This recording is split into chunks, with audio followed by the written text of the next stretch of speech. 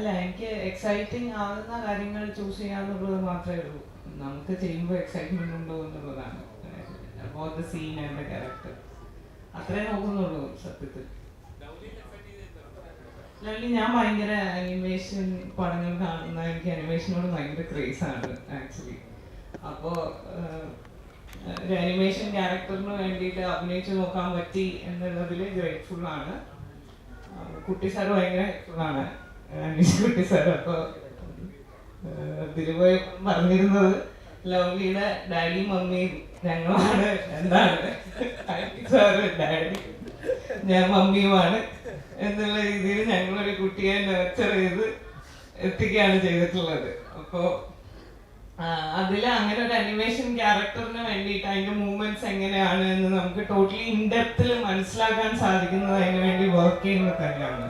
അപ്പോൾ ആ സ്ഥിതിയിൽ ലവ്ലി എനിക്ക് ഭയങ്കര ലേണിംഗ് പ്രോസസ്സിൽ ഭയങ്കര അധികം സപ്പോർട്ട് ഹെൽപ്ഫുള്ളായി നിന്നിട്ടുള്ള ഒരു ക്യാരക്ടറാണ്. ഞാൻ സ്ക്രീനിലില്ല, എനിക്കറിയാം ഞാൻ സ്ക്രീനിൽ ഉണ്ടാവില്ല എന്നുള്ളത്, പക്ഷെ ഞാൻ ഷൂട്ടിൽ മുഴുവൻ വർക്ക് ചെയ്തിട്ടുണ്ട്. ആ വർക്ക് ചെയ്തതും ഇതിൻ്റെ പ്രോസസ്സ് എങ്ങനെയാണ് എന്ന് മനസ്സിലാക്കാൻ വേണ്ടിയിട്ടാണ്. അത് ഒരുപാട് ലെയേഴ്സ് ഉണ്ട് ആ പ്രോസസ്സിന്. അപ്പോൾ അത് ഭയങ്കര അടുത്ത് നിന്ന് കാണാൻ പറ്റി, കുട്ടി സാറിൻ്റെ കൂടെ തന്നെ അതിൽ സഞ്ചരിക്കാൻ പറ്റി എന്നുള്ളതിൽ ഭയങ്കര ഗ്രേറ്റ്ഫുൾ ആണ്. ശിവാംഗി ആക്ച്വലി ഇതിൻ്റെ ലാസ്റ്റ് സ്റ്റേജിലാണ് എത്തുന്നത്. നമ്മൾ തമിഴ് ചെയ്തിരുന്നു, തമിഴ് ഡബ് ചെയ്തിരുന്നു. ആ ഡബ് ചെയ്ത് ശിവാംഗിയായിരുന്നു. അപ്പോൾ നമ്മൾ നോക്കിയപ്പോൾ ആ സൗണ്ടിന് ഒരു ഇത്തരത്തിലുള്ള ഒരു ആനിമേറ്റഡ് ക്യാരക്ടർ, ഒരു എന്താ പറയുക, ഈച്ച പോലെ ഒരു ക്യാരക്ടറിന് ആ സൗണ്ട് സ്യൂട്ടബിളാണ്. അപ്പോൾ നമ്മൾ മലയാളം ട്രൈ ചെയ്തപ്പം നന്നായി വർക്കാവുന്നുണ്ട്. അപ്പം അങ്ങനെ ശിവാംഗി ഇതൊക്കെ വിന്നായിരുന്നു. ശിവാംഗി വളരെ ഭയങ്കര എനർജറ്റിക് ആയിട്ടുള്ള ഒരാളാണ്, വളരെ സ്മാർട്ടുമാണ്. അപ്പോൾ എന്തായാലും ശിവാംഗി വന്നതിൽ നമുക്ക് ഭയങ്കര അഡ്വാൻറ്റേജ് ഉണ്ട്.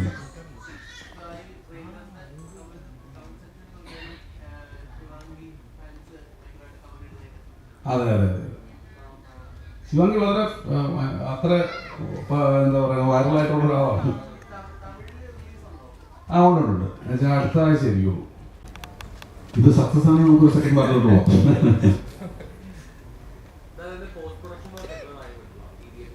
ഒരു എത്ര എടുത്തു, 1 year എടുത്തുണ്ടായിരുന്നു. പിന്നെ അതിൻ്റെ 3D കൺവേർഷൻസ് ഉണ്ടായിരുന്നു. അപ്പോൾ അതിനൊരു വേറൊരു ടീം തന്നെയാണ്. അപ്പോൾ അതിലേക്ക് കൺവേർട്ട് ചെയ്യാൻ കുറേ സമയം എടുത്തു. കാരണം ഇത്രയധികം ഷോട്ടുകൾ എടുത്ത് കൺവേർട്ട് ചെയ്യുന്നുണ്ട്.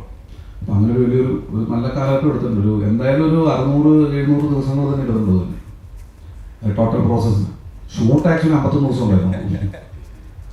ബാക്കി പിന്നെ പോസ്റ്റ് പ്രൊഡക്ഷൻ പ്രോസസ്സായിരുന്നു വരുന്നത്. ബഡ്ജറ്റ് എന്താണ് നമ്മുടെ പ്രൊഡ്യൂസർ പുള്ളി പറയും. ബഡ്ജറ്റ് വിചാരിച്ചത്രയൊന്നും വന്നിട്ടില്ല.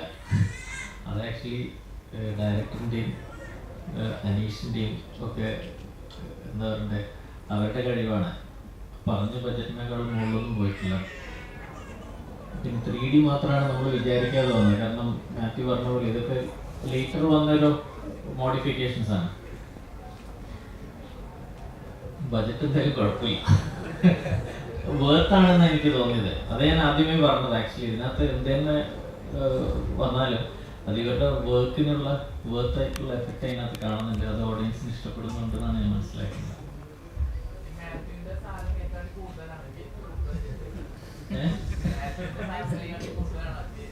നമ്മൾ പൈസയിലല്ലല്ലോ കാര്യം, അവർക്ക് മാത്യു ചെയ്ത എഫേർട്ട്. നമ്മുടെ അടുത്തൊരു ഈച്ച അവിടെ പോകുന്നു ഇവിടെ പോകുന്നു പറഞ്ഞാൽ നമുക്ക് ആ എക്സ്പ്രഷൻ ഇടാൻ പറ്റുമോ? നമ്മൾ അവിടെ നോക്കി ഇവിടെ നോക്കി അവസാനം അത് കോങ്കണ്ണായി പോകും. മാത്യു വളരെ കറക്റ്റായിട്ട് അത് എക്സിക്യൂട്ട് ചെയ്തു, നല്ല രീതിയിൽ അത് ഡെലിവറി ചെയ്ത് പുറത്തു വന്നു. ഗൈനക്കോളജിസ്റ്റ് ആയിട്ട് എപ്പോഴാണ് ഡെലിവറി എന്നുള്ള വാക്കിൻ്റെ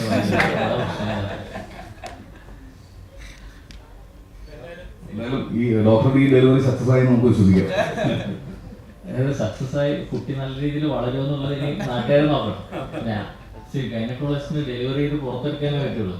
ഞാൻ ഡെലിവറി ചെയ്ത് നല്ല ആരോഗ്യമുള്ള ഒരു കുട്ടീനെ തന്നിട്ടുണ്ട്. നിങ്ങൾ നല്ല രീതിയിൽ അതിനെ വളർത്തി വലുതാക്കണം. അങ്ങനെ വന്നാൽ ഞങ്ങൾ ഇതിന്റെ രണ്ടാമത്തെ കുട്ടിയെ കുറിച്ച് കൂടി ആലോചിക്കും. ഓക്കെ,